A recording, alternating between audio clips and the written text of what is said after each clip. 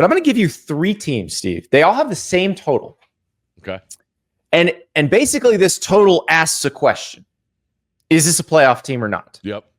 So there are 3 teams in the SEC at 9.5. Actually, there's 4 teams at 9.5. Well, let's do all 4. All right. Let's do all 4.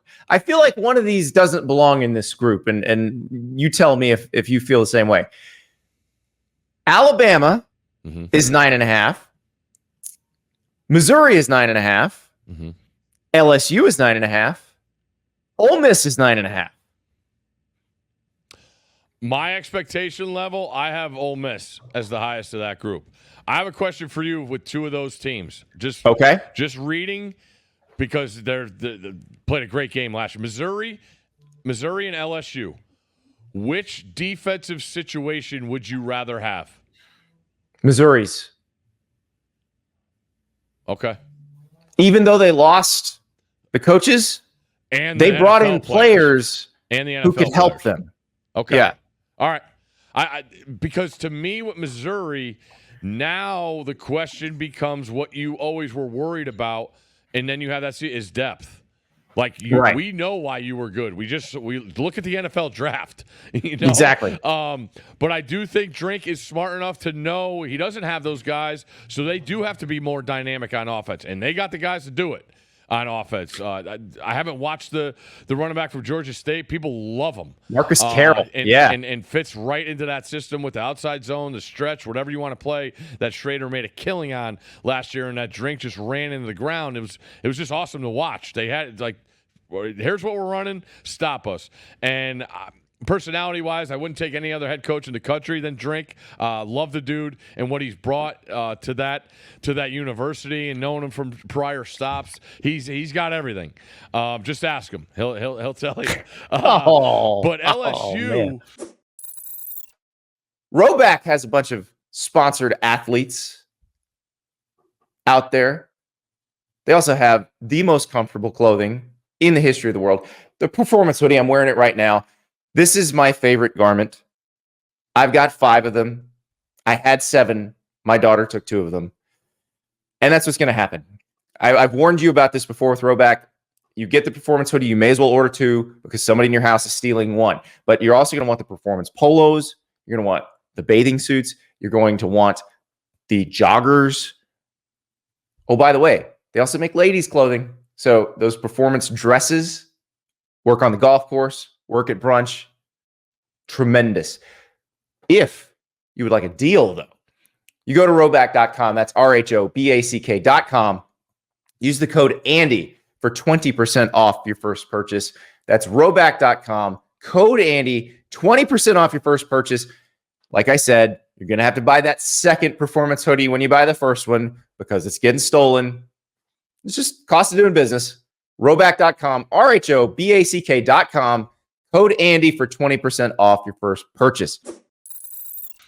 LSU, to me, taking Missouri's defensive coordinator, but not still having a belief in the pieces. How much can great coaching do? We saw the debacle that was when Bo went there with Coach O after the title year. And, that was still some players on that roster. So that's what worries me with LSU is a new staff and everybody's like, all right, what are we going to do? All right, we're going to simplify things and make us more attacking. Everybody says that. Good defensive player in the country. What's his role? He's going back to middle backer. I'm not gonna argue and be the guy that everybody put him on the edge. He's the best pass rusher. Yeah, but you got to think of your defense as a whole. They're better if he's in the middle. I get he could still rush the passer from the middle, but you have to have your best player in the middle. If he's on the edge, guess where I'm going with the ball? I'm never. Well, right. The fear is because he's 220 pounds. Correct. Like if he's on the edge, you're going to run right at him. Yeah, I'm going to run. You're sitting pullers at him like it's Yeah. So I put Ole Miss at the top. I have huge expectations. The one bet I've made was Jackson Dart Heisman. I look at what they did in coming back in game. That's where Lane was always. I thought he put a lot of stuff on him. Obviously, right? The things he said, the way he goes about himself. But last year, you go back and watch the games they came back and won. That's the impressive stuff. And why did they do that? Because of Lane Kiffin and because of Jackson Dart. They gave up 49 points to LSU. They were down 9 in the fourth quarter. They win that game in regulation. You don't do that without a special kid at quarterback. And I'm a huge believer in Jackson Dart. I love the depth that Lane has gotten across the board as being the portal king. So, again, with Miami, I've never done it in years past. I'm jumping in. I'm in on Ole Miss this year. I do believe that roster, and Lane is smart enough and has got enough experience now to know what to handle. We don't want to talk about bowl games and how much stock you put in. Go back and look at the numbers, what they did at Penn State. That defense was as statistically, I think, the best. And Priestcorn went crazy in that game. You know, how many times do you see a tight end go off on the number one defense in the country? So I'm all in on Ole Miss. I put them at the top. I'm still believing in Alabama. They are right there. I think it's worth a bet. There's still plus money to make the playoff. I love DeBoer. People had a question about recruiting. I don't know about these late flips or whatever. He's put his foot in the ground and been able to do that. Everything I hear about Milroe, he's better with the football. That's taking care of it, and accuracy. What were the two things that he has to be better at to go to the next level? Taking care of the football and being more accurate. There's still 4 and 5 stars at wide receiver on Alabama's roster.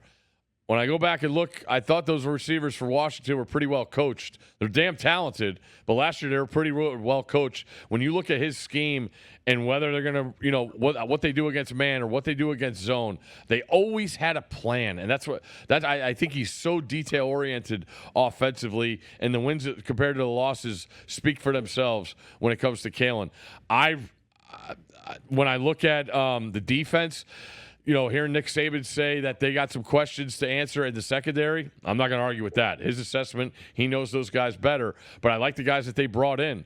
Transfer from SC, I think he's a plug-and-play starter. Sab from Michigan, believe he'll be a starter. Love the middle linebacker, one of my favorite players in the country.